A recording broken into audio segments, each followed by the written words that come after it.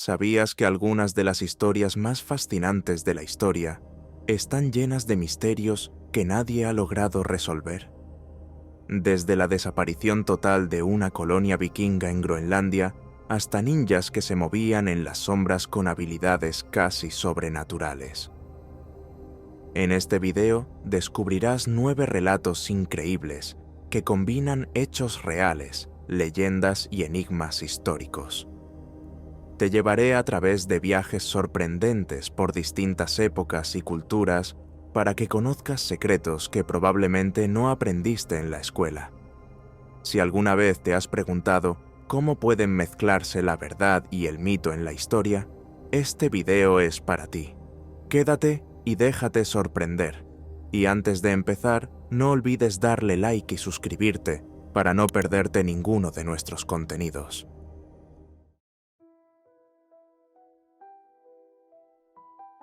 El 14 de septiembre de 1408, en una modesta iglesia de piedra del asentamiento de Hvalsey, al sur de Groenlandia, se celebró una boda. Fue un domingo claro, y todo indica que la ceremonia transcurrió con alegría, sin sobresaltos, como tantas otras en el mundo medieval. Los documentos que sobrevivieron, principalmente una carta, relatan una celebración modesta pero feliz. Cantos, comida compartida, vestidos de lana, promesas pronunciadas ante un altar construido con bloques de piedra helada. Los novios eran noruegos descendientes de colonos vikingos que, durante generaciones, habían vivido aislados en las costas remotas del Ártico. Nada indicaba que ese día marcaría un final, y sin embargo, lo hizo. Esa boda en Hvalsey es el último rastro escrito de la presencia vikinga en Groenlandia. A partir de ese momento, los registros cesan por completo. Ningún viajero volvió a partir. Ningún mensaje llegó al continente. Las rutas comerciales dejaron de funcionar. Y lo más inquietante de todo, no hubo una señal clara de qué ocurrió después. Solo silencio. Un silencio que duraría siglos. Lo que hace este suceso aún más desconcertante es su aparente normalidad. No hay crónicas de guerras, hambrunas o enfermedades. Ningún aviso de que la colonia estaba al borde del colapso. Todo sugiere que, al menos en la superficie, la comunidad seguía funcionando. Y sin embargo, desapareció. Las granjas quedaron vacías, las iglesias se desmoronaron y la vida cotidiana de miles de personas se desvaneció sin dejar explicación.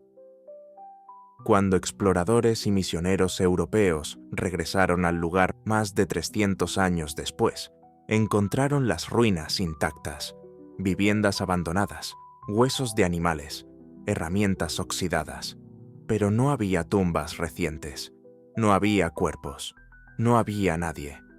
Esa boda en Hvalsey no solo fue la última celebración documentada en Groenlandia, fue el cierre involuntario de una historia de colonización que había durado casi 4 siglos. Un final sin epílogo, un misterio que, aún hoy, sigue sin respuesta definitiva. Todo comenzó hacia el año 985, cuando un hombre llamado Erik el Rojo, un islandés exiliado por asesinato, se embarcó en una travesía hacia lo desconocido. Empujado más por necesidad que por ambición, Erik zarpó hacia el oeste y se encontró con una isla enorme, brutalmente fría, pero con costas del sur salpicadas de fiordos relativamente verdes durante el verano. Decidido a fundar una nueva colonia, recurrió a una táctica simple pero efectiva. La llamó Groenlandia, o la Tierra Verde, una especie de truco publicitario para hacerla parecer más atractiva de lo que realmente era. Y funcionó. Poco después, familias enteras siguieron su ruta. Llenaron sus barcos con animales de granja, semillas, herramientas, madera y esperanzas. Navegaron hacia esa tierra lejana con el objetivo de empezar de nuevo. Establecieron 2 asentamientos principales, uno al sur, más grande, conocido como el asentamiento oriental, y otro más al norte, el asentamiento occidental. Ambos estaban ubicados en los estrechos márgenes habitables de la isla, en zonas costeras donde el clima era más benigno, al menos durante el verano. A lo largo de los siglos, los colonos noruegos en Groenlandia intentaron replicar la vida que conocían en Europa. Criaron vacas, ovejas y cabras, cultivaron cebada y pasto para alimentar a su ganado y construyeron viviendas con paredes gruesas y techos de césped para resistir el clima hostil. Levantaron iglesias de piedra, algunas con vitrales traídos de Noruega, lo que demuestra no solo su fe, sino también su conexión con el continente. Pero la vida allí no era fácil. Cada invierno era una prueba de resistencia. Las provisiones escaseaban. Los barcos con suministros desde Europa eran irregulares y a menudo demoraban años en llegar. Aún así, la colonia resistió. Se adaptaron. Cazaban focas, morsas y caribúes para complementar su dieta, y su comercio de marfil de morsa con Europa fue, durante mucho tiempo, su vínculo económico más valioso con el exterior. Ese comercio les permitía conseguir hierro, madera, vino y otros bienes que no podían producir por sí mismos. Desde ese rincón helado del mundo, incluso surgieron exploradores legendarios. Leif Erikson, hijo de Erik el Rojo, partió de Groenlandia alrededor del año 1000 y navegó aún más al oeste, llegando a lo que hoy conocemos como América del Norte, siglos antes que Cristóbal Colón. La colonia resistió durante casi 500 años, pero lentamente, imperceptiblemente al principio, comenzó a desmoronarse. Pero para el siglo XIV, la historia cambió. Las condiciones comenzaron a volverse más duras y el equilibrio precario que mantenía viva a la colonia empezó a romperse. El asentamiento occidental fue el primero en ceder. Hacia el año 1350 ya estaba deshabitado.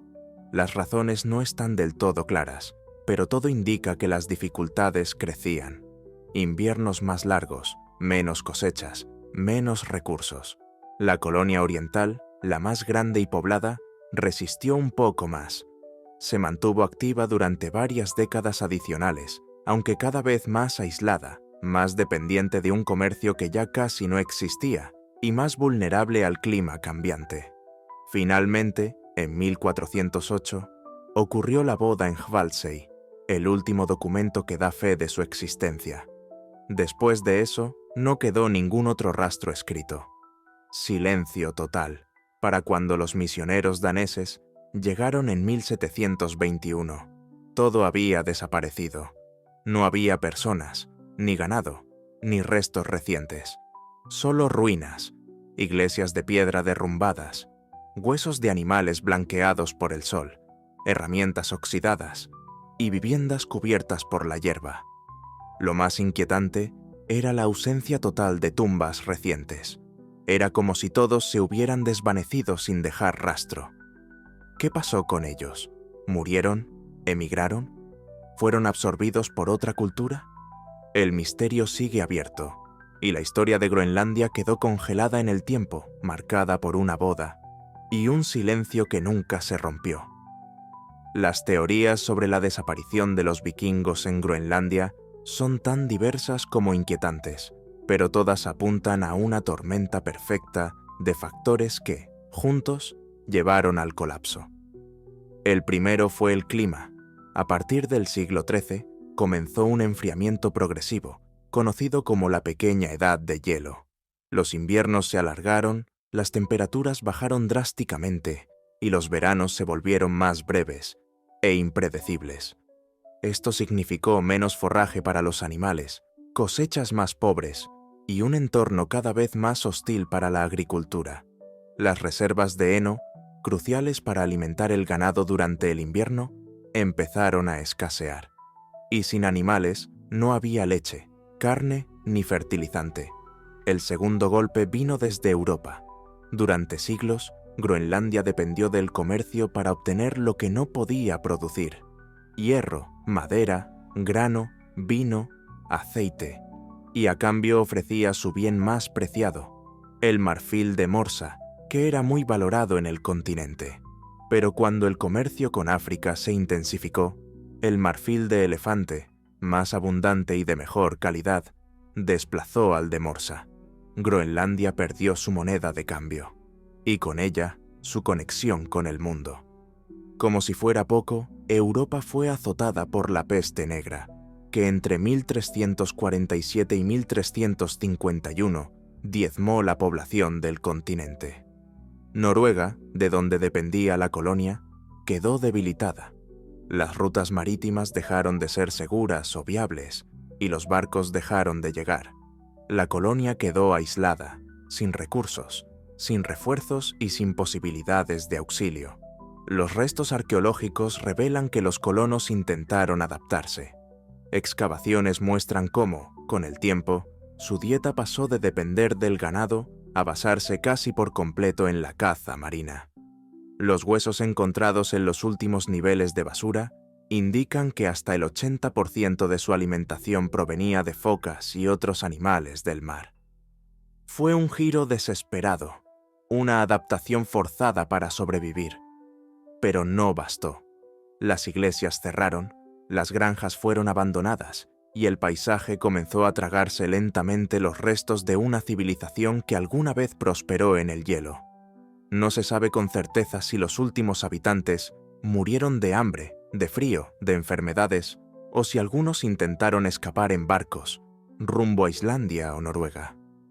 Tampoco se ha encontrado evidencia concreta de conflictos con los Inuit, los pueblos indígenas de la región, aunque sí convivieron durante un tiempo en distintas zonas de la isla.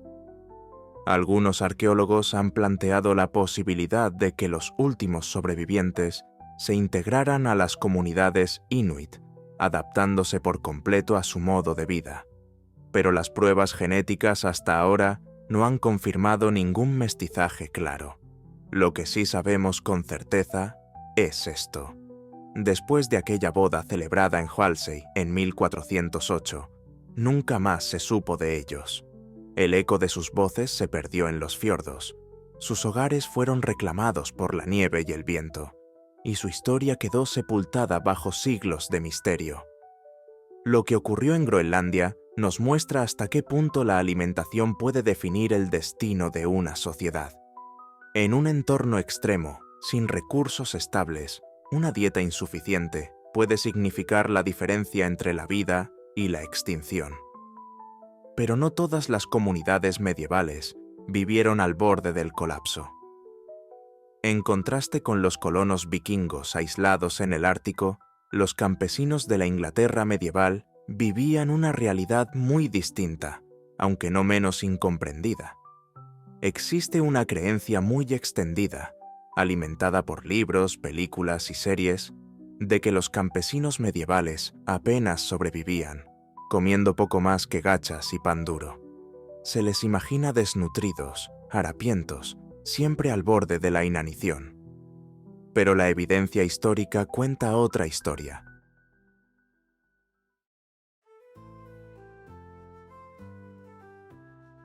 Existe una creencia muy arraigada, que los campesinos de la Edad Media vivían en la miseria, comiendo apenas para sobrevivir. Los imaginamos con la ropa raída, encorvados por el hambre, alimentándose a duras penas de pan rancio y sopa aguada. Pero, como ocurre tantas veces en la historia, la realidad era más compleja y sorprendente. Para empezar, el alimento principal del campesinado no era tan pobre como se suele pensar. El pan era la base de su dieta diaria y lo consumían en grandes cantidades, entre 2 y 3 libras por persona al día, una cantidad similar a la de los nobles. Eso sí, no era pan blanco ni refinado. Los campesinos utilizaban los granos que tenían a mano: cebada, centeno, avena e incluso legumbres molidas para rendir la harina. El resultado era un pan más oscuro, pesado y lleno de fibra. Ese pan no solo alimentaba, sino que también marcaba el estatus social. Cuanto más claro, más fino y más blanco era el pan, más alto era el rango de quien lo comía. El pan blanco, hecho de trigo limpio, era casi exclusivo de las casas señoriales. En cambio, el campesino horneaba lo que podía con lo que tenía, muchas veces mezclando harinas distintas y cociendo los panes directamente sobre piedras calientes o en hornos comunales.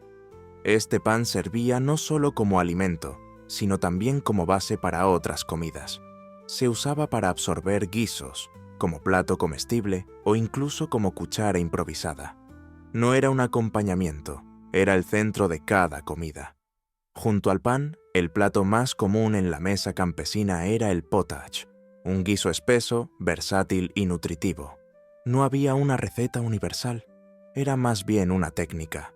Hervir lo que se tuviera a mano en una gran olla durante horas hasta que todo quedara tierno y los sabores se mezclaran.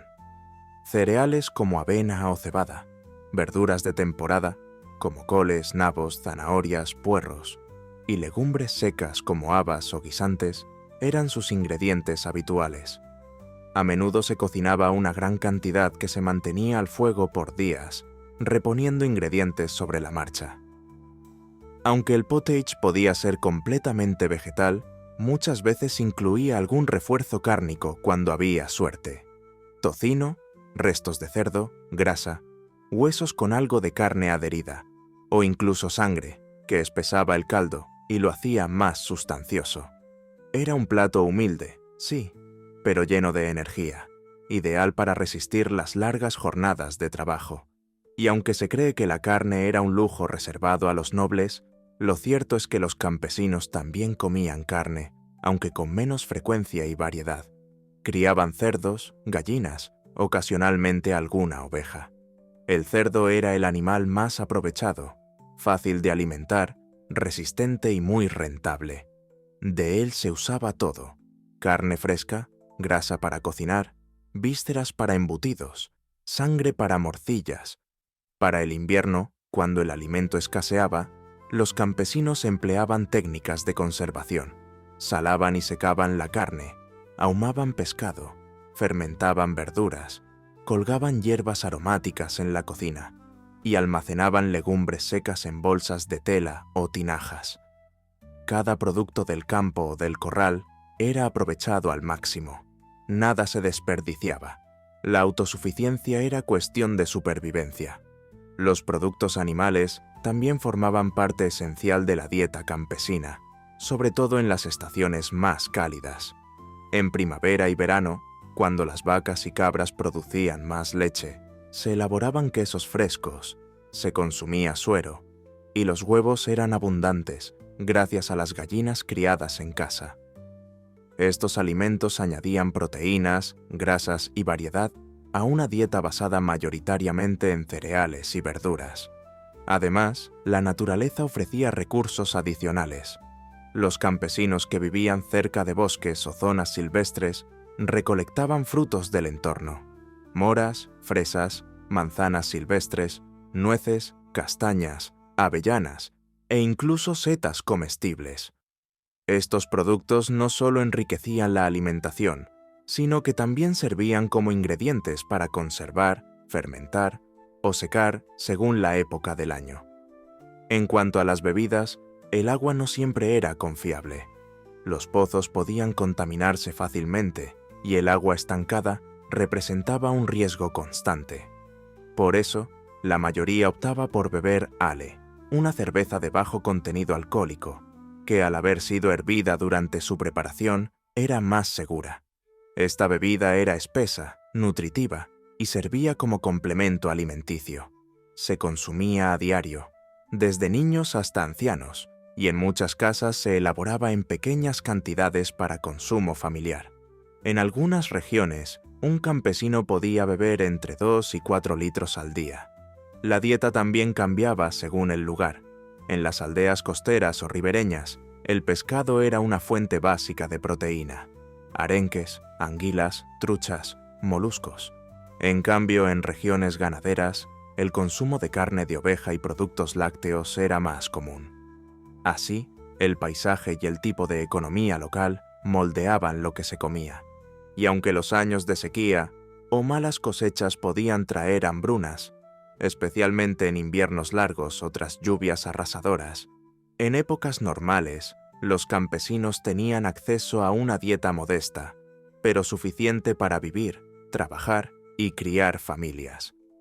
La idea del campesino eternamente hambriento es una caricatura moderna. Comían con sencillez, pero no con desesperación. De hecho, tras la devastación causada por la peste negra en el siglo XIV, que redujo drásticamente la población de Europa, la vida de los campesinos sobrevivientes cambió de forma inesperada. Con menos personas para cultivar la tierra y realizar trabajos, la mano de obra se volvió más valiosa, y los campesinos comenzaron a negociar mejores condiciones.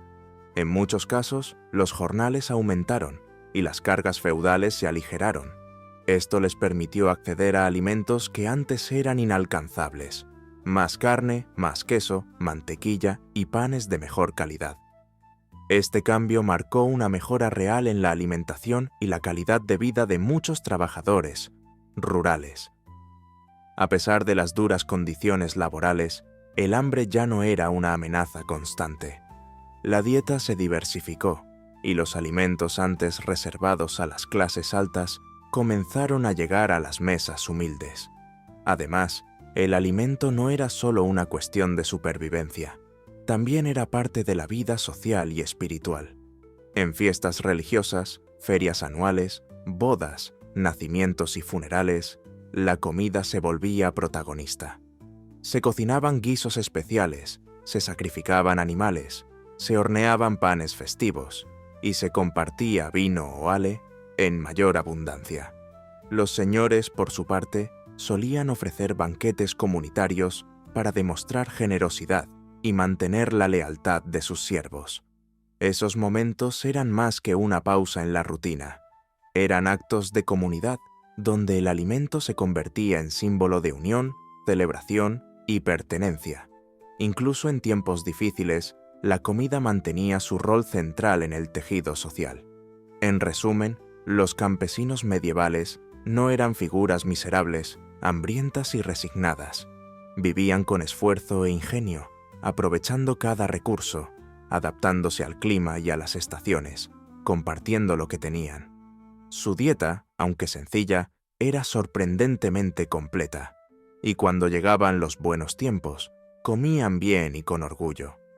La vida campesina en la Edad Media fue, en muchos sentidos, una lucha constante por la subsistencia, pero también una historia de adaptación, comunidad y resistencia.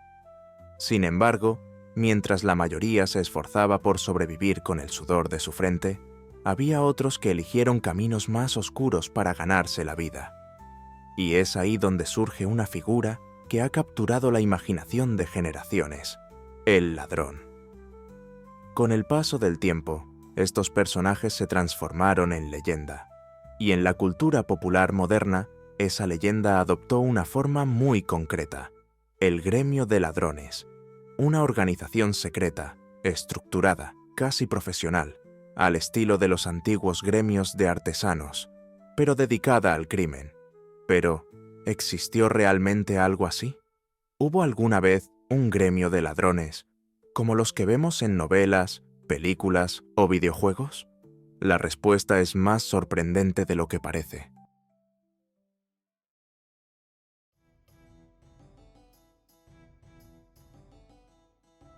La figura del ladrón organizado ha fascinado a generaciones enteras.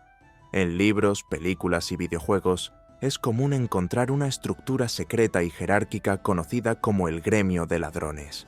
Un grupo de criminales con códigos, reglas internas, jerarquías e incluso rituales de iniciación.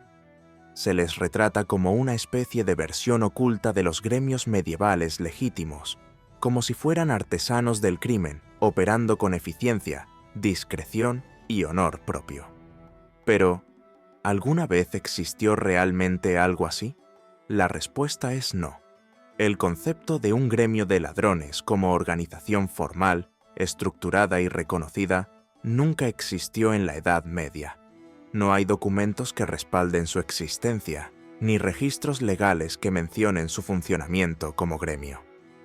A diferencia de los zapateros, herreros o carpinteros, los ladrones no tenían permiso de actuar, ni oficinas, ni voz en el gobierno de la ciudad. Lo que sí existía era crimen organizado. Grupos de delincuentes que operaban juntos, muchas veces bajo el liderazgo de una figura fuerte, y que mantenían contactos para distribuir bienes robados o sobornar a las autoridades. Pero estos grupos eran ilegales, clandestinos y fragmentados. Su estructura era informal y siempre vulnerable a la persecución.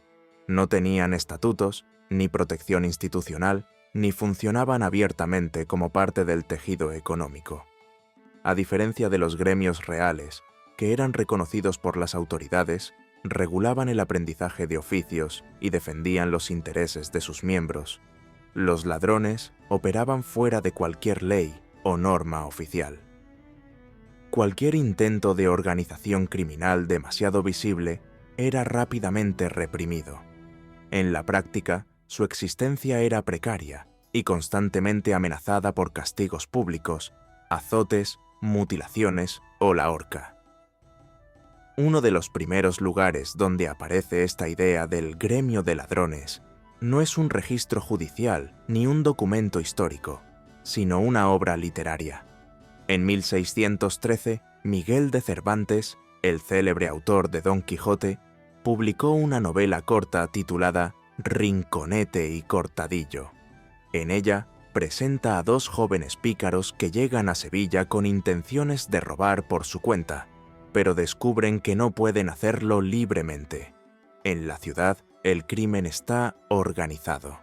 Deben someterse a la autoridad de Monipodio, el líder de una supuesta hermandad de ladrones, que regula qué se puede robar, a quién, dónde y cómo.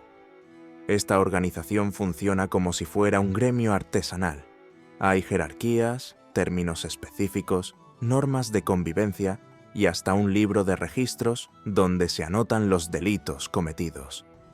Al trasladar la estructura de los gremios legales al mundo del AMPA, expone con ironía la burocracia, los rituales y la solemnidad de estos grupos que, en su época, controlaban buena parte de la economía urbana. El humor de Cervantes reside precisamente en lo absurdo. Ver a delincuentes comportándose como gremialistas formales. Es un espejo deformado de la sociedad de su tiempo. El lector del siglo XVII entendía perfectamente que los ladrones no operaban con tanta estructura, y por eso la sátira tenía tanto impacto. No se trataba de describir una realidad, sino de usar la ficción para criticar lo real. Aún así, algunos historiadores han intentado rastrear si existieron estructuras criminales que pudieran haber inspirado, aunque fuera de forma remota, el mito del gremio de ladrones. Uno de los casos más citados es el del Cairo durante el dominio otomano, donde funcionaba una red delictiva compleja que incluía no solo ladrones, sino también falsificadores, intermediarios y funcionarios corruptos. Esta red operaba con cierto nivel de organización, y algunos delincuentes tenían acuerdos informales con las autoridades para evitar ser castigados a cambio de sobornos o favores. Pero incluso allí, no se trataba de un gremio en sentido estricto. No existía ningún tipo de reconocimiento legal, ni estructura formal con derechos garantizados. No participaban en la vida económica oficial de la ciudad, ni estaban protegidos por las leyes como sí lo estaban los gremios de artesanos. Se trataba más bien de un sistema de crimen tolerado, donde la corrupción permitía que ciertos delincuentes operaran con impunidad, pero siempre desde la sombra. Esta diferencia es clave. Los gremios reales, tanto en Europa como en el mundo islámico, eran instituciones respetadas y legalmente establecidas. Regulaban el aprendizaje de oficios, fijaban precios, mantenían estándares de calidad y formaban parte del gobierno municipal. Sus miembros podían ocupar cargos públicos, participar en decisiones comunitarias e influir directamente en la economía y la política local. Los ladrones, por el contrario, estaban fuera del sistema. No tenían voz ni voto, no podían negociar sus condiciones públicamente, y cualquier intento de organizarse de forma visible era percibido como una amenaza al orden social. Por eso, cuando surgía una banda que crecía demasiado o se hacía demasiado notoria, Las autoridades actuaban con rapidez y violencia para desmantelarla y castigarla públicamente, enviando así un mensaje claro. En resumen, el crimen organizado sí existió, pero su naturaleza era escondida, inestable y peligrosa. Nunca tuvo la legitimidad, la estructura ni el poder cívico que caracterizaban a los gremios auténticos. El llamado gremio de ladrones es una invención literaria, una ficción tan ingeniosa y seductora que terminó convirtiéndose en mito cultural. Lo curioso es que, a pesar de no tener base histórica, la idea del gremio de ladrones no solo sobrevivió, sino que prosperó en la imaginación colectiva. A lo largo del tiempo, este concepto se fue transformando en un símbolo cultural poderoso, alimentado por la literatura, el teatro y, más tarde, el cine y los videojuegos.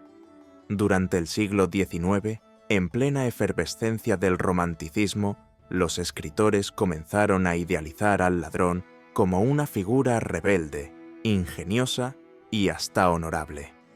Los folletines populares presentaban bandas organizadas de rufianes con códigos propios, escondites secretos y líderes carismáticos. Ya no eran simples criminales, sino antihéroes que desafiaban la autoridad con astucia más que con violencia.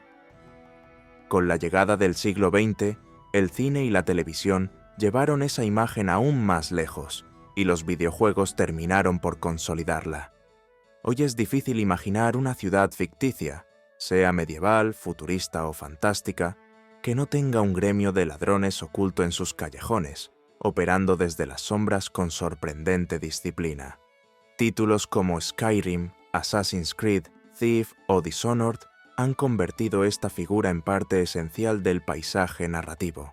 Incluso en la literatura, autores como Terry Pratchett, con su Mundo Disco, han hecho del gremio de ladrones una institución oficializada, con cuotas, permisos y normas internas, en un ejercicio brillante de sátira y world building. Pero hay que recordarlo, ese gremio de ladrones que todos conocemos no es producto de la Edad Media, sino de la ficción moderna. Fue la literatura, no los archivos judiciales, la que le dio forma, la que le asignó rangos, ritos, normas y hasta ética profesional. Es un invento narrativo tan bien construido que muchos hoy lo creen histórico. Y así, una broma literaria escrita por Cervantes se transformó en una de las organizaciones criminales más famosas, que nunca existieron. La historia del gremio de ladrones es un recordatorio de cómo la imaginación puede llenar los huecos que la realidad no explica, de cómo la ficción, alimentada por el miedo, el misterio o la sátira, puede convertirse en verdad aceptada. Pero no siempre hace falta un escritor para crear una historia increíble. A veces, la propia realidad se comporta de forma tan extraña que parece inventada. Y cuando eso ocurre, el resultado puede ser aún más desconcertante. Eso fue exactamente lo que pasó a finales del siglo XV, cuando un convento alemán se convirtió en el inesperado epicentro de una epidemia de mordiscos. A finales del siglo XV, en un tranquilo convento del norte de Alemania, comenzó un fenómeno tan insólito que aún hoy deja perplejos a historiadores y psicólogos. Una monja, sin razón aparente, empezó a morder a sus compañeras. No fue un acto de violencia brutal ni de locura individual. Fue algo más extraño, un impulso repetido, casi automático, que parecía surgir sin explicación. Lo sorprendente es que no se detuvo ahí. En pocos días, otras monjas comenzaron a hacer lo mismo. Algunas mordían a quienes tenían cerca, otras se dejaban morder sin resistirse. Lo que parecía un incidente aislado se transformó rápidamente en un comportamiento contagioso. La conducta se expandió de celda en celda, como si fuera una especie de fiebre emocional. Las religiosas no podían explicar por qué lo hacían, solo sentían que debían hacerlo. El convento entero entró en una especie de trance. Las mordidas se volvieron parte del día a día. silenciosas, constantes, inevitables. Y lo más inquietante fue que este comportamiento no se limitó a ese convento. En los meses siguientes, comenzaron a aparecer reportes similares en otras regiones: Francia, Holanda, Italia. En cada caso, el patrón era el mismo. Una monja comenzaba a morder y en poco tiempo, toda la comunidad se veía atrapada en ese mismo impulso. Nadie sabía cómo comenzaba ni cómo detenerlo. Informes similares comenzaron a llegar desde otras regiones. En conventos de Holanda, Francia e Italia, se registraron brotes casi idénticos. Siempre era lo mismo.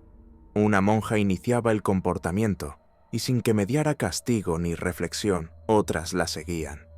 Las mordidas se propagaban como un patrón invisible, fuera de todo control. No había agresión consciente, ni planificación, ni liderazgo. Era como si una fuerza invisible, pero profundamente humana, estuviera guiando el comportamiento colectivo. Las autoridades religiosas, al no encontrar una explicación racional, recurrieron a lo conocido: el diablo. Para muchos sacerdotes, era evidente que se trataba de una influencia maligna. Se hablaba de posesiones demoníacas, de monjas que habrían hecho pactos oscuros, de brujería infiltrada en el claustro. En algunos casos, se convocaron exorcistas. En otros, se impusieron ayunos, castigos y penitencias severas. Pero con el tiempo, y con una mirada más moderna, lo que realmente ocurrió se entendió como un claro caso de histeria colectiva. En ambientes cerrados, donde el estrés psicológico es alto y la comunicación emocional está restringida, ciertos comportamientos pueden difundirse como si fueran contagiosos. No se trata de imitación consciente, sino de un fenómeno psicosocial. El cuerpo expresa lo que la mente no puede liberar. Las mordidas, en ese contexto, eran una forma simbólica de escape, un acto extraño, irracional, pero que canalizaba el malestar acumulado. En otros momentos y lugares, estos brotes adoptaron formas distintas: gritos incontrolables, espasmos musculares, convulsiones, desmayos, incluso ceguera o parálisis temporales. Todos compartían un mismo origen: la presión de un entorno asfixiante, donde la represión emocional encontraba finalmente una vía de salida. La vida en los conventos medievales podía ser extremadamente restrictiva. Para muchas mujeres, ingresar al convento no era una elección espiritual, sino una decisión impuesta por la familia, por razones económicas, sociales o de conveniencia. Algunas eran enviadas desde niñas, sin entender del todo su destino, y crecían dentro de muros que limitaban su libertad, sus emociones y su contacto con el mundo exterior.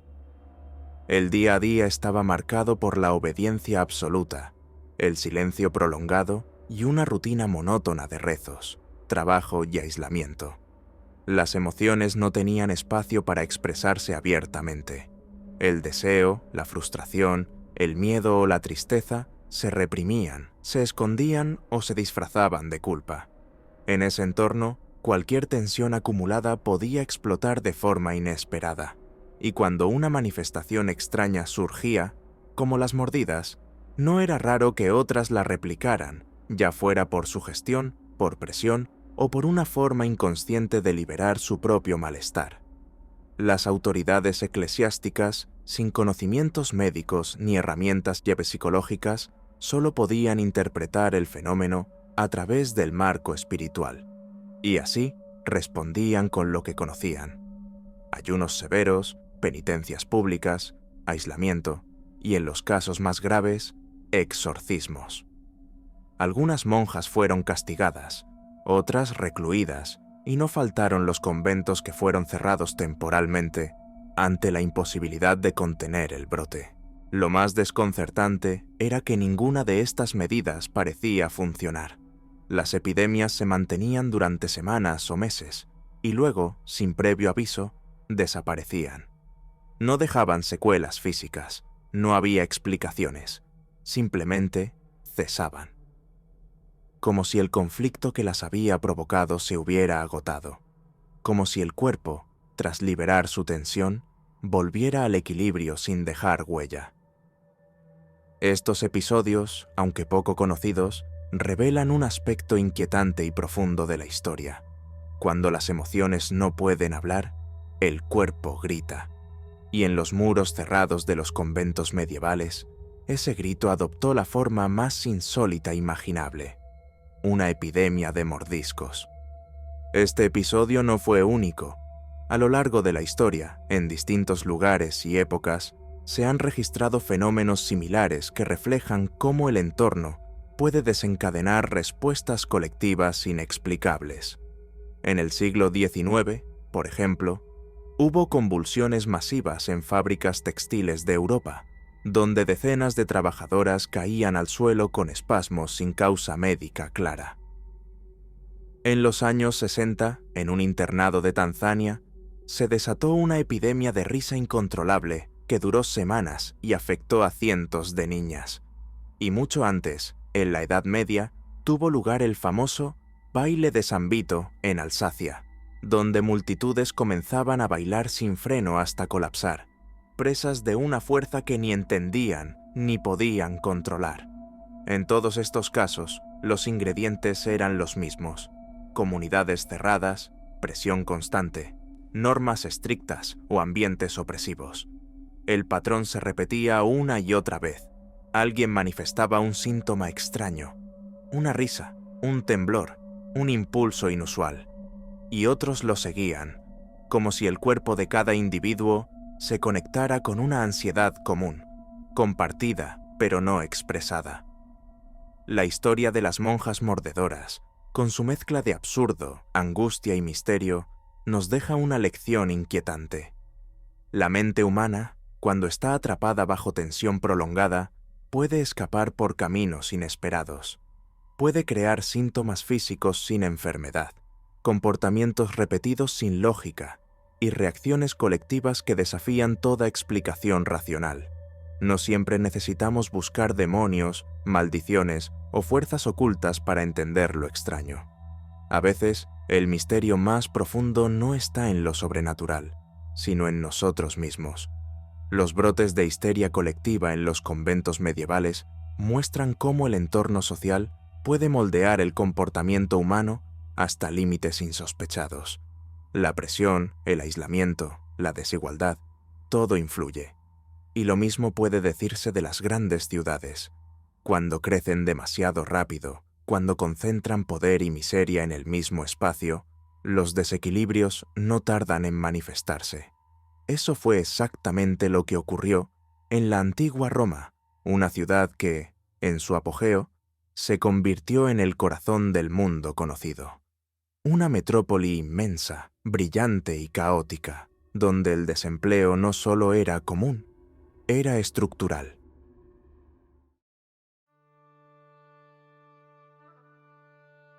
A comienzos del siglo II después de Cristo, Roma era una ciudad sin precedentes, una metrópoli vibrante, extensa y densamente poblada, con más de 1 millón de habitantes. Era el centro político, económico y cultural de un imperio que se extendía desde el norte de África hasta Britania, desde Hispania hasta Siria. Todo parecía brillar, pero bajo esa superficie imperial se escondía un problema enorme y persistente: el desempleo masivo. La ciudad, en gran parte, no producía nada por sí misma. Era un centro de consumo, no de fabricación ni cultivo. Los productos esenciales, grano, aceite, vino, metales, madera, llegaban desde las provincias, transportados por barcos y caravanas que abastecían a la capital de forma constante. Roma vivía del imperio, y su supervivencia dependía de una red logística gigantesca que traía todo desde fuera. Mientras tanto, la mayoría de sus habitantes no tenía un trabajo productivo. Muchos ciudadanos libres, hombres jóvenes y adultos, no eran esclavos, pero tampoco ejercían oficios. No cultivaban, no fabricaban, no comerciaban. Vivían en las insulae, edificios de apartamentos pequeños y deteriorados, donde compartían espacio con decenas de personas. Su día a día consistía en buscar sustento, esperar el reparto estatal o asistir a espectáculos públicos. Dependían del sistema de Annona, una distribución gratuita de alimentos que empezó con trigo, pero con el tiempo incluyó también aceite, vino y carne. Esta ayuda del Estado no era una medida de emergencia, sino una parte estable del sistema. Era lo que evitaba disturbios y mantenía a la población tranquila. Para muchos, ese era su único sustento. Este sistema de subsidios no era un acto de generosidad imperial, era una herramienta de control social.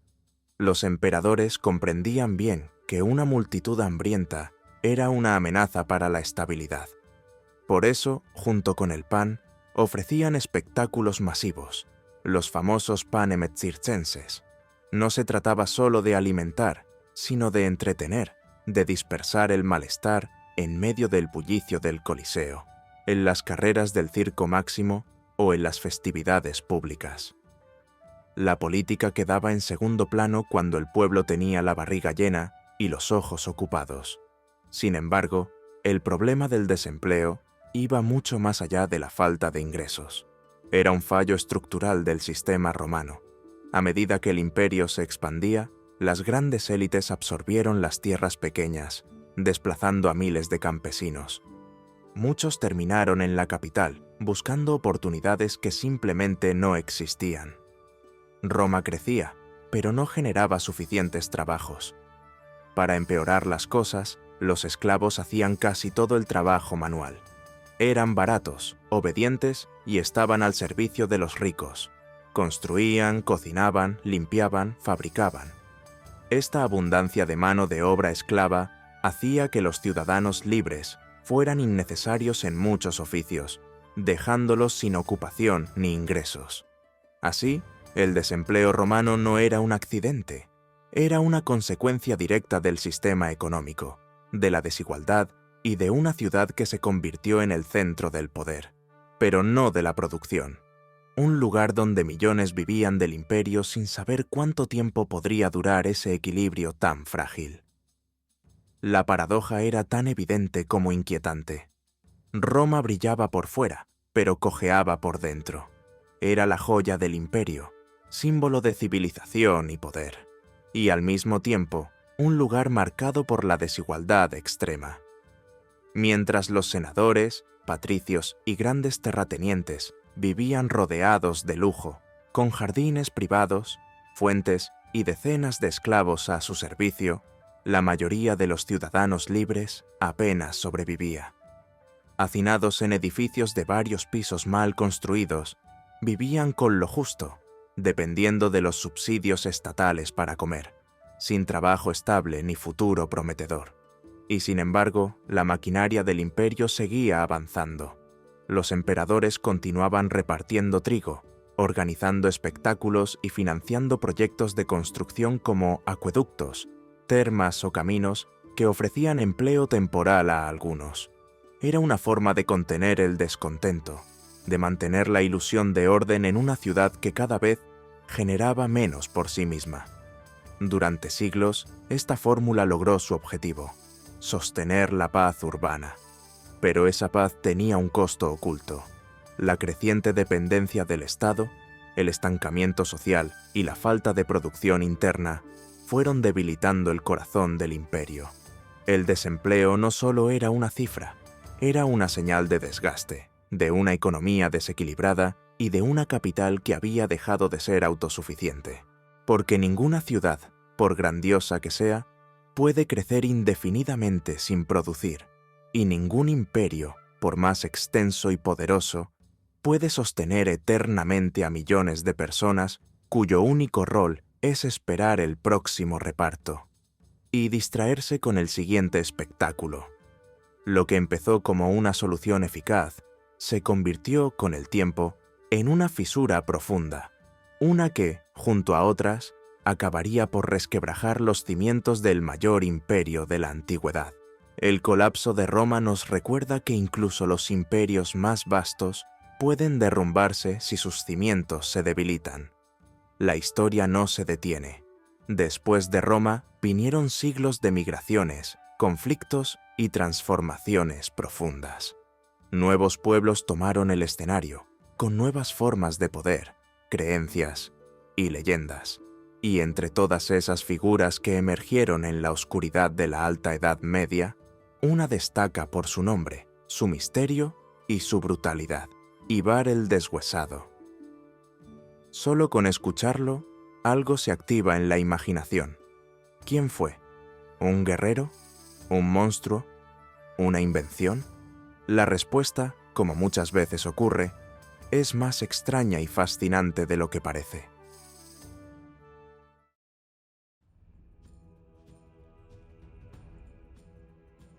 Ivar el Deshuesado. El nombre por sí solo despierta intriga. Parece sacado de una saga oscura o de una pesadilla medieval. ¿Un guerrero sin huesos? ¿Un apodo simbólico? ¿Una criatura deformada? La verdad, como ocurre a menudo con los personajes más legendarios, está envuelta en sombras. Ivar fue un caudillo vikingo del siglo IX, hijo del legendario Ragnar Lodbrok, el héroe semimítico cuyas hazañas inspiraron crónicas, poemas y series modernas.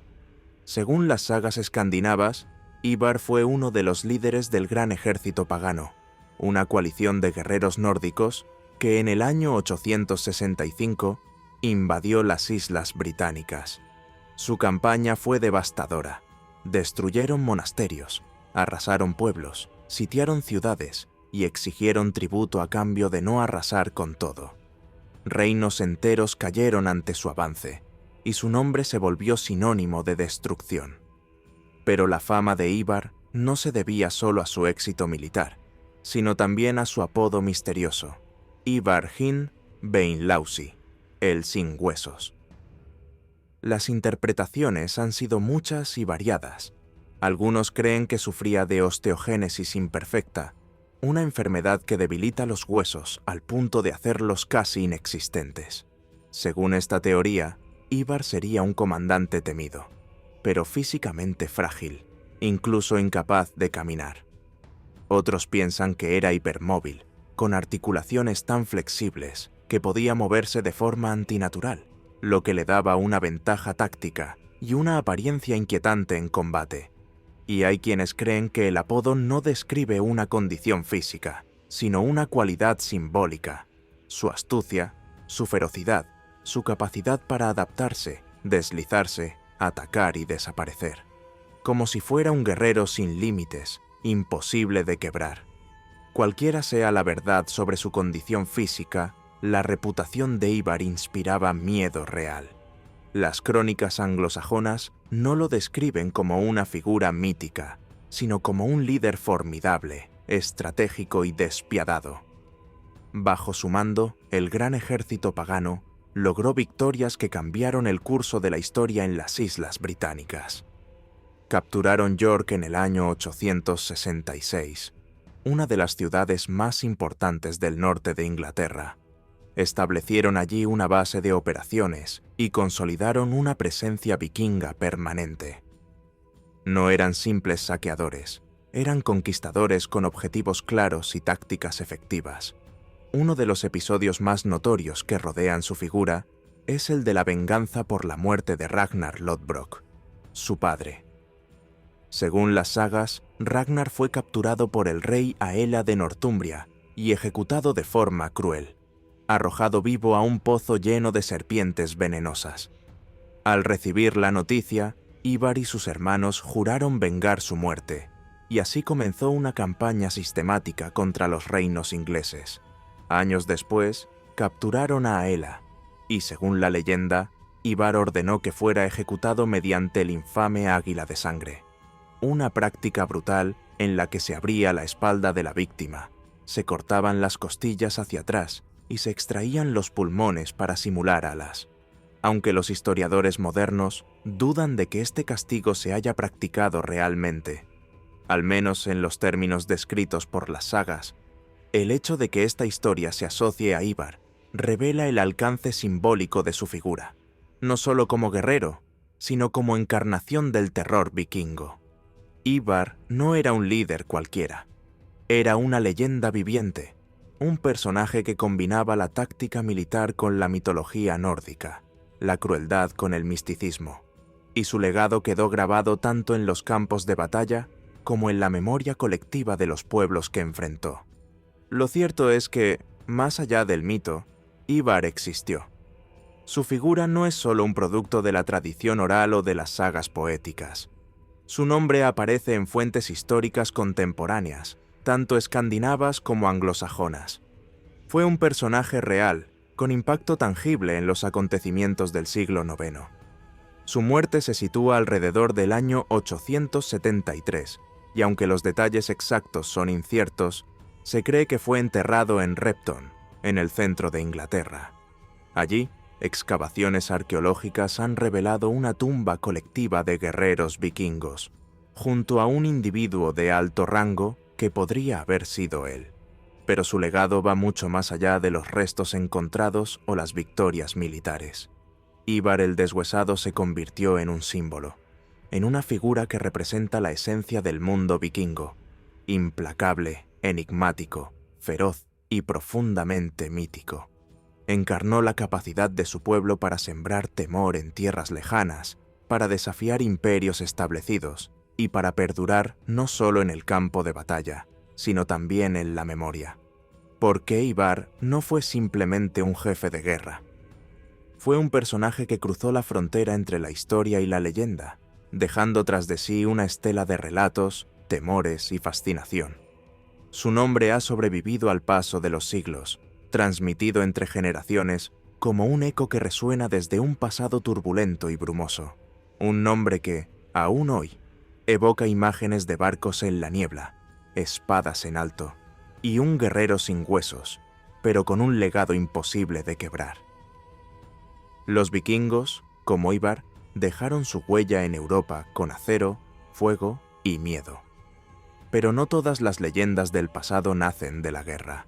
Algunas surgen.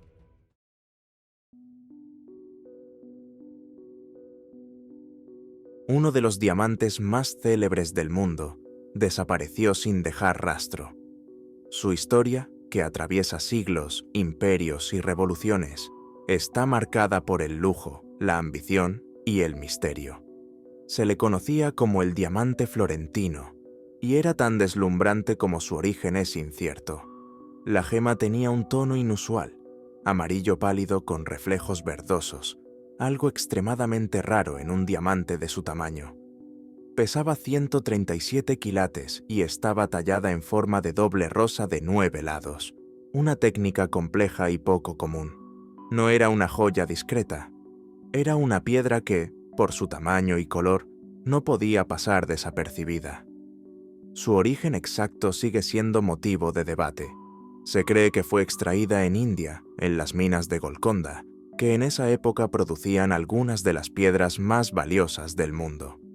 Desde allí llegó a Europa en el siglo XVII y, según una versión extendida, fue adquirida por los Médici, la influyente familia de banqueros y mecenas florentinos. A partir de entonces, la piedra comenzó su recorrido por las cortes más poderosas del continente, y con ella una historia de prestigio y tragedia. Desde Florencia, el diamante pasó a formar parte de las colecciones imperiales de los Habsburgo, cuando María Teresa de Austria lo incorporó al tesoro real. A partir de entonces, se convirtió en uno de los símbolos más visibles del poder de los emperadores del Sacro Imperio Romano Germánico. Era exhibido en ceremonias oficiales, retratado en óleos y guardado en las cámaras del Tesoro de Viena, junto a otras joyas de la corona.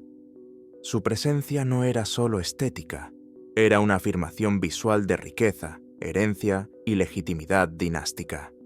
Pero con el estallido de la Primera Guerra Mundial, el mundo que sostenía ese lujo empezó a desmoronarse. El imperio austrohúngaro se fracturó y en 1918, con la derrota del Eje y el auge de los movimientos nacionalistas, Carlos I, el último emperador, fue obligado a abdicar y partir al exilio con su familia. Se refugiaron en Suiza, llevando consigo lo que pudieron: documentos, reliquias familiares y según diversas fuentes, el diamante florentino, oculto entre sus pertenencias más valiosas. Y ahí, justo en ese momento de huida y caos, el diamante desapareció del registro histórico. Nunca más fue visto en público. Nunca más apareció en inventarios oficiales ni en colecciones privadas conocidas. La joya que una vez brilló sobre coronas imperiales se desvaneció en el silencio del exilio. Desde su partida de Viena, el diamante florentino desapareció por completo del ojo público. No hubo subastas, ni apariciones discretas en museos privados, ni pistas concluyentes. Solo rumores, que fue vendido en secreto para financiar la vida en el exilio, que un sirviente lo robó antes de cruzar la frontera, que acabó fragmentado y recortado para evitar su reconocimiento. Algunas teorías incluso lo ubican en colecciones ocultas en América Latina o en manos de multimillonarios del Golfo Pérsico. Pero ninguna historia ha podido ser comprobada, ninguna fotografía reciente, ningún informe confiable. El diamante, sencillamente, se evaporó. Lo más intrigante es que, a diferencia de otros tesoros que se pierden por saqueos, incendios o guerras, el florentino no fue destruido. No hay evidencia de que fuera fundido ni alterado. Simplemente salió del escenario en silencio, sin testigos, en medio del derrumbe de un imperio. Se perdió, como tantas otras cosas, entre las grietas del fin de una era. Hoy, su recuerdo persiste en pinturas, inventarios antiguos y descripciones de viajeros. Para los coleccionistas y buscadores de tesoros, sigue siendo una meta casi mítica. Para los historiadores, es un símbolo de cómo la riqueza puede desaparecer sin dejar rastro, y cómo los objetos más valiosos pueden cruzar la frontera entre lo real y lo legendario. Porque eso es, al final, el diamante florentino, una joya que ya no existe como objeto, sino como mito, un brillo perdido en la historia, una huella de lujo, que nadie ha logrado seguir hasta el final.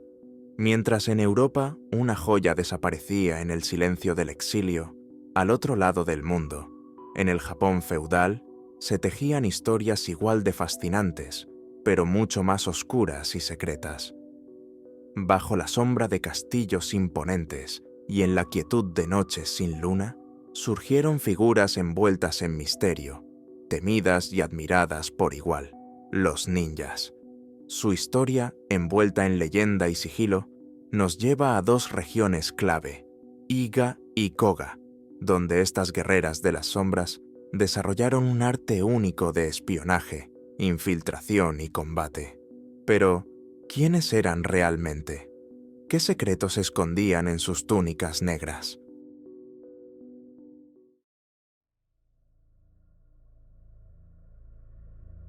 En una noche sin luna, bajo el manto de la oscuridad, una figura envuelta en un traje negro se desliza silenciosamente por la pared de un castillo. Nadie la ve, nadie la escucha. Este es el mundo de los ninjas, guerreros del sigilo que dominaron el arte de la infiltración y el espionaje en el Japón feudal. Aunque la cultura popular los ha convertido en seres casi sobrenaturales, los ninjas fueron en realidad soldados altamente entrenados, expertos en tácticas irregulares y en el uso de la astucia para lograr sus objetivos sin ser detectados. Su historia comienza en el período Sengoku, 1467 a 1600, una época marcada por guerras continuas y un Japón fragmentado en numerosos feudos en constante conflicto. Durante este tiempo, dos regiones destacaron como los principales centros de entrenamiento y actividad ninja, Iga y Koga. Estas zonas montañosas, de difícil acceso y aisladas del poder central, permitieron que estas comunidades desarrollaran técnicas especializadas en sigilo, espionaje y guerrilla urbana, que serían conocidas y temidas en todo el país. Estas áreas, aisladas por montañas y de difícil acceso, permitieron que las comunidades locales desarrollaran técnicas únicas de combate y supervivencia. Los ninjas de Iga y Koga no luchaban como los samuráis, quienes preferían el enfrentamiento directo y valoraban el honor en la batalla. En cambio, los ninjas operaban en las sombras, empleando la astucia, el engaño y la rapidez para cumplir sus misiones sin ser detectados. El entrenamiento ninja, conocido como ninjutsu, abarcaba una amplia variedad de habilidades esenciales para la guerra no convencional. Incluía técnicas de sigilo para moverse sin hacer ruido, habilidades de escalada para infiltrarse en lugares inaccesibles, y el arte del disfraz para mezclarse entre la población o hacerse pasar por enemigos. También aprendían a recolectar información de manera discreta y eficaz, vital para el espionaje y la planificación estratégica. En cuanto a armamento, los ninjas usaban herramientas especializadas y versátiles, como shuriken, estrellas arrojadizas, kunai, dagas, multifuncionales y cadenas con hoces que podían ocultar fácilmente y sorprender al enemigo. Pero más allá del aspecto físico, los ninjas cultivaban una fuerte disciplina mental. Practicaban la meditación y técnicas para controlar el miedo y el estrés, permitiéndoles mantenerse calmados y concentrados incluso en las situaciones más extremas y peligrosas. Esta combinación de destreza física, conocimiento táctico y fortaleza mental convertía a los ninjas de Iga y Koga en adversarios formidables, capaces de cumplir misiones que otros guerreros jamás se atreverían a intentar. A lo largo del tiempo, estas comunidades de ninjas se convirtieron en mercenarios muy codiciados por los daimyo, los señores feudales que gobernaban sus territorios con mano dura y necesitaban agentes capaces de operar en la sombra.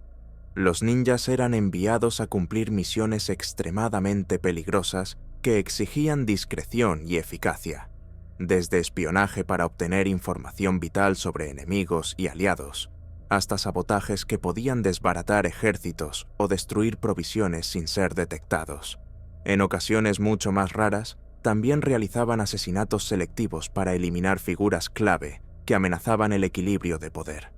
Su reputación creció rápidamente, y aunque la mayoría de sus actividades permanecía oculta, tanto aliados como enemigos les profesaban un respeto temeroso.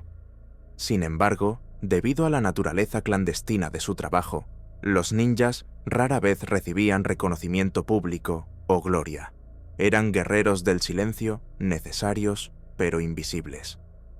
Con la llegada del siglo XVII y la unificación de Japón bajo el shogunato Tokugawa, la era de las guerras civiles llegó a su fin.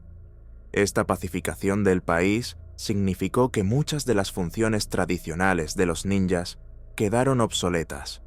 Como resultado, muchos perdieron su rol activo en el conflicto y tuvieron que adaptarse. Algunos se convirtieron en guardianes personales, otros en maestros de artes marciales, transmitiendo sus conocimientos en secreto a nuevas generaciones.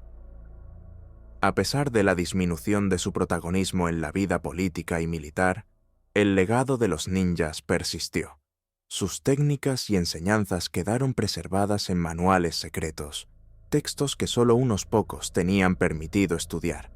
Además, con el paso del tiempo, su figura fue envuelta en mito y leyenda, dando origen a la imagen popular de los ninjas como guerreros misteriosos y casi sobrenaturales, que hoy siguen fascinando al mundo entero. Los ninjas de Iga y Koga no eran magos invisibles ni asesinos sobrenaturales. Eran, ante todo, expertos guerreros, formados con rigor y disciplina, que entendían que la batalla no siempre se gana con fuerza bruta ni confrontación directa. Más bien, dominaban un enfoque distinto: el uso de la inteligencia, la paciencia y el sigilo para vencer a enemigos más poderosos o mejor armados. Su historia nos enseña que la verdadera fuerza no reside únicamente en el poder físico, sino en la habilidad para adaptarse, anticipar movimientos y actuar en los momentos decisivos, muchas veces sin ser vistos. Ellos eran maestros en el arte de desaparecer en la sombra y reaparecer cuando menos se les esperaba, convirtiendo la oscuridad en su aliada más poderosa. Así, más allá de las leyendas y mitos, los ninjas fueron pioneros en una forma de guerra que valoraba la estrategia, el engaño y la precisión. Su legado perdura como un recordatorio de que, en los conflictos y en la vida misma, el verdadero poder a menudo se oculta en lo invisible, en lo silencioso, en lo inesperado. Desde las sombras del Japón feudal, donde los ninjas tejían su sigilo y estrategia, emerge la leyenda de un hombre que tomó el arte del sigilo y la rebelión para convertirlo en una lucha abierta contra la injusticia. Ishikawa Goemon, conocido como el Robin Hood japonés, desafió a los poderosos y se convirtió en símbolo de resistencia y astucia. Su historia, llena de misterio, valentía y tragedia, cierra este viaje por 9 relatos que nos muestran facetas sorprendentes del pasado. Adentrémonos en la vida y muerte de este bandido legendario.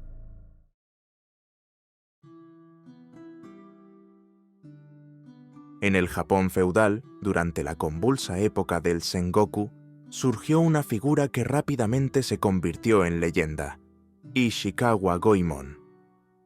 Más que un simple ladrón común, Goemon es recordado como un símbolo de justicia popular, un bandido con un fuerte sentido moral que robaba a los ricos para entregar a los pobres, ganándose el apodo de Robin Hood japonés.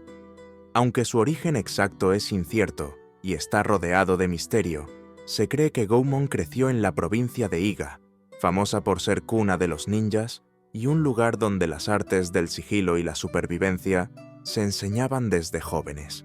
Desde temprana edad mostró habilidades excepcionales para el sigilo y la infiltración, combinadas con una gran inteligencia y valentía. Pronto, Goemon reunió a una banda de bandidos que se convirtió en una verdadera pesadilla para los poderosos señores feudales de la región. Pero a diferencia de muchos delincuentes motivados por la codicia o la violencia gratuita, Goemon parecía impulsado por un fuerte sentido de venganza y justicia, luchando contra la corrupción y la opresión que sufrían los campesinos y clases bajas. Su fama creció rápidamente, y sus acciones pronto se convirtieron en relatos populares que circulaban por aldeas y ciudades. Se decía que Goemon tenía la habilidad casi mágica de infiltrarse en castillos bien protegidos y robar sin ser detectado, desafiando a los guardias y al propio poder establecido. Más impresionante aún, se cuenta que compartía lo que robaba con campesinos y marginados, ganándose no solo su respeto, sino también una admiración que trascendía las fronteras de su provincia. Con el tiempo, la figura de Goemon comenzó a mezclarse con el mito.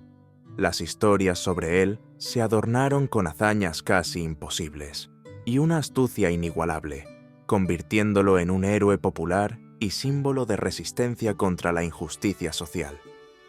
Sin embargo, esta vida de desafío no podía durar para siempre. En 1594, Goemon fue finalmente capturado por las autoridades al servicio del poderoso señor de la guerra Toyotomi Hideyoshi, quien no estaba dispuesto a tolerar a un enemigo tan audaz. Fue condenado a una ejecución brutal y legendaria, ser hervido vivo en un enorme caldero de hierro en la ciudad de Kioto.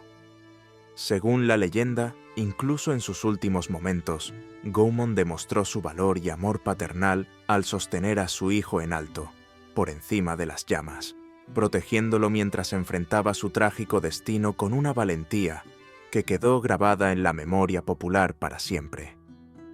Aunque los registros históricos sobre Ishikawa Goemon son escasos y en ocasiones contradictorios, su memoria ha logrado sobrevivir al paso del tiempo con una fuerza inusitada. Su figura ha sido honrada y reinterpretada en múltiples formas a lo largo de los siglos, convirtiéndose en un personaje central del teatro kabuki, donde sus hazañas y tragedia se dramatizan con pasión y simbolismo. Además, su historia ha sido llevada a novelas, películas y diversas expresiones de la cultura popular japonesa, manteniendo vivo su legado y su espíritu rebelde. Hoy en día, Ishikawa Goemon sigue siendo mucho más que un simple bandido del pasado. Es un símbolo de rebeldía, un héroe para todos aquellos que se enfrentan a la injusticia y la opresión, un emblema de la resistencia que no se rinde, incluso cuando las circunstancias parecen insuperables. Su vida y muerte nos recuerdan que, en los momentos más oscuros, el espíritu humano puede sobrevivir, resistir y luchar con astucia y coraje, dejando una huella imborrable en la historia y en el corazón de quienes buscan justicia.